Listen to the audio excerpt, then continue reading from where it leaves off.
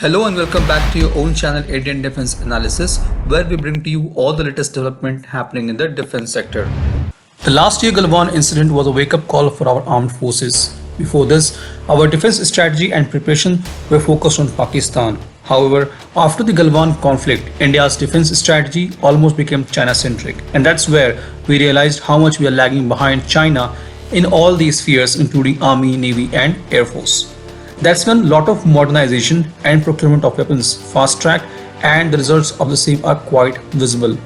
If India would have taken this approach 5 years back, we would have been almost equal to China in terms of military strength. Anyways, it's never too late. Today's discussion will be focused on Indian Air Force modernization plan. The Indian Air Force currently has 30 fighter squadrons against a sanctioned strength of 42 squadrons. On top of that, it is struggling with its depleting squadron strength.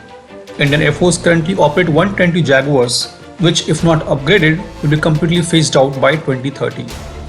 Another 107 MiG-21 Bisons are also planned to be phased out by 2025, which means Air Force will lose close to 227 fighter jets, which is close to 12.5 squadrons. This is a huge depletion in the strength of Air Force. However, Air Force focus to boost its squadron strength is finally paying off.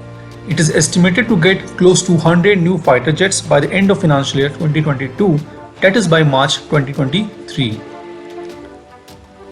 First, we'll talk about Rafale. India had signed an intergovernmental deal with France to buy 36 of these fighter jets at a cost of Rs 59,000 crore in September 2016, which is planned to be completely inducted by 2022. India has already received 24 Rafales, and the recent 7th batch of 3 Rafales landed yesterday in Hasimara Air Base in West Bengal. The next fighter jet in our list is Tejas Mk1. If you look at overall Tejas delivery plan, there are a total of 20 IOC, 20 FOC and 83 Tejas Mk1 to be delivered to Indian Air Force, which sums up to 123. HAL has already delivered 36 Tejas consisting of 20 IOC and 16 FOC Tejas to Indian Air Force. Now we'll talk about what will HAL be delivering by the end of financial year 2022.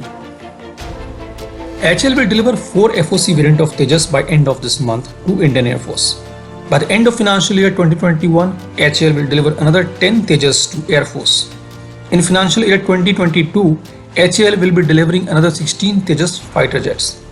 Summing up 4 FOC, 10 Tejas in financial year 2021 and 16 Tejas in financial year 2022, HAL will be delivering total 30 Tejas to Indian Air Force by the end of 2022.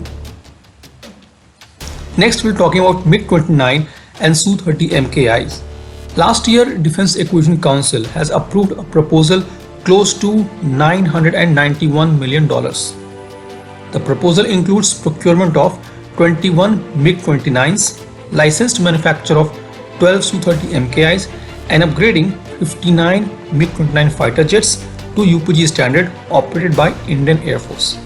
The 21 MiG-29s to be procured from Russia have already been manufactured for an unfulfilled order and now will be upgraded and delivered to India.